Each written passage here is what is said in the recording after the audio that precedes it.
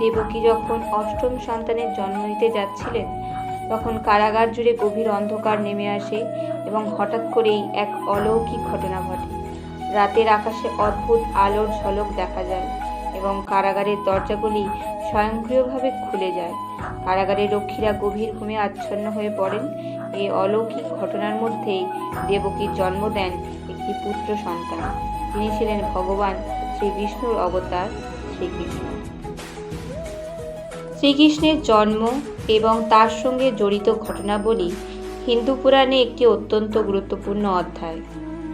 এই কাহিনী ভক্তদের কাছে ভগবানের অত্যন্ত করুণার পরিচয় হিসেবে বিবেচিত হয়। শ্রীকৃষ্ণের জন্মের পিছনের ঘটনাবলী এবং তার জন্মের সময়কাল, পরিস্থিতি এবং তার জন্মের পরে কিভাবে তিনি দুষ্টের দমন এবং সজ্জনের রক্ষার মাধ্যমে ধর্ম পুনঃপ্রতিষ্ঠা করেন, এই সবই বিশদে আলোচনা করা যেতে পারে।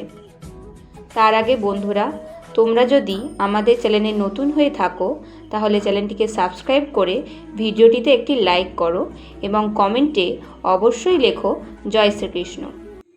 জন্মের সময় ভারতবর্ষে কংস নামে এক অত্যাচারী এবং নৃশংস রাজা শাসন করছিলেন। কংস ছিলেন মথুরার রাজা এবং রাজ্যবাসীর মধ্যে ভয় ও আতঙ্কের প্রতীক। তিনি ছিলেন অত্যন্ত ক্ষমতাশালী, কিন্তু তার চেয়েও বেশি ছিল তার নিষ্ঠুরতা। কংসের বোন দেবকী ও স্বামী বাসুদেব ছিলেন অত্যন্ত ধর্মপ্রাণ এবং মহৎ চরিত্রের মানুষ। তাদের বিবাহের দিন একটি দৈববাণী ঘোষণা করা হয়েছিল, যেখানে বলা হয়েছিল যে দেবকীর অষ্টম সন্তান কংসকে হত্যা করবে। দৈববাণী শোনার পর কংস ভীত হয়ে পড়ে। তিনি দেবকীকে হত্যা করতে উদ্যত হন, কিন্তু বাসুদেব তাকে থামিয়ে দেন এবং প্রতিশ্রুতি দেন যে তিনি তাদের সব সন্তান কংসের হাতে তুলে দেবেন। কংস রাজি হন, তবে তিনি দেবকী ও বাসুদেবকে কারাগারে বন্দী করেন। দেবকী ও বাসুদেবের প্রথম 7টি সন্তানকে কংস একে একে হত্যা করেন। দেবকী যখন অষ্টম সন্তানের জন্ম দিতে যাচ্ছিলেন, তখন কারাগার জুড়ে গভীর অন্ধকার নেমে আসে এবং হঠাৎ করেই এক অলৌকিক ঘটনা ঘটে। রাতের আকাশে অদ্ভুত আলোর ঝলক দেখা যায় এবং কারাগারের দরজাগুলি একে একে খুলতে শুরু করে। কারাগারের রক্ষীরা গভীর ঘুমে আচ্ছন্ন হয়ে পড়েন। এই অলৌকিক ঘটনার মধ্যেই দেবকী জন্ম দেন একটি পুত্র সন্তান, যিনি ছিলেন ভগবান শ্রী বিষ্ণুর অবতার।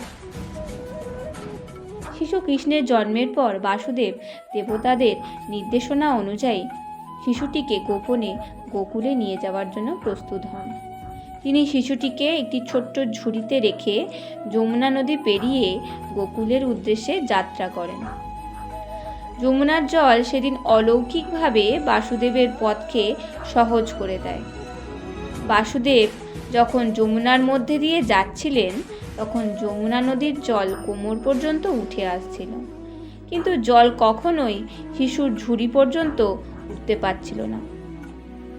এভাবেই ঈশ্বরের মায়া এবং করুণায় বাসুদেব সফলভাবে যাত্রা করেন। গোকুলে পৌঁছে বাসুদেব যশোদা এবং নন্দের বাড়িতে প্রবেশ করেন। যশোদা তখন গভীর ঘুমে আচ্ছন্ন ছিলেন এবং সেই সময় তিনি একটি কন্যা সন্তান জন্ম দেন। বাসুদেব সেই কন্যা সন্তানটিকে নিয়ে আসেন এবং শ্রীকৃষ্ণকে যশোদার পাশে রেখে আসেন। বাসুদেব তারপর আবার ফিরে আসেন এবং কারাগারে কন্যা সন্তানটিকে কংসের হাতে তুলে দেন। কংস যখন কন্যা সন্তানটিকে হত্যা করতে যান, তখন কন্যা সন্তানটি তার হাত থেকে ফসকে আকাশে উঠে যায় এবং দেবীর রূপ ধারণ করে কংসকে জানান যে তার মৃত্যু আসন্ন এবং তাকে হত্যা করবে দেবকীর অষ্টম পুত্র। এই কথা শুনে কংস অত্যন্ত ভীত হয়ে পড়ে এবং আরও কঠোরভাবে তার রাজ্যে শাসন চালু করেন। শ্রীকৃষ্ণ যশোদা এবং নন্দের কোলে বেড়ে ওঠেন এবং গোকুলের প্রত্যেকেই তাকে অত্যন্ত স্নেহ ও ভালোবাসা দিয়ে বড় করেন। কৃষ্ণ ছিলেন একজন অসাধারণ বালক।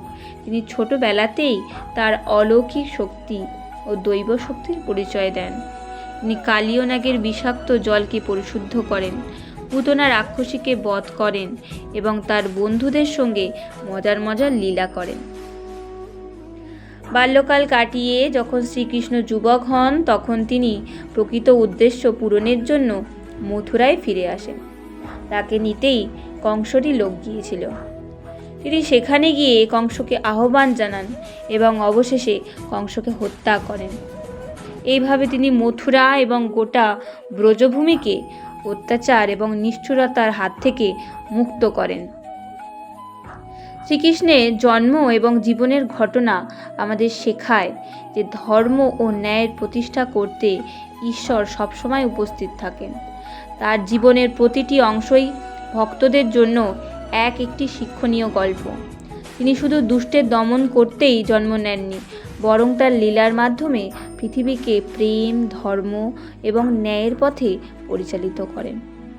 শ্রীকৃষ্ণের জন্ম, বাল্যলীলা এবং কংসবধের এই সম্পূর্ণ কাহিনী হিন্দু ধর্মের অনুসরণকারীদের জন্য এক অনন্ত ভক্তি এবং প্রেমের উৎসব। তার লীলাগুলি ভক্তদের জীবনে শক্তি, সাহস এবং বিশ্বাস এনে দেয়।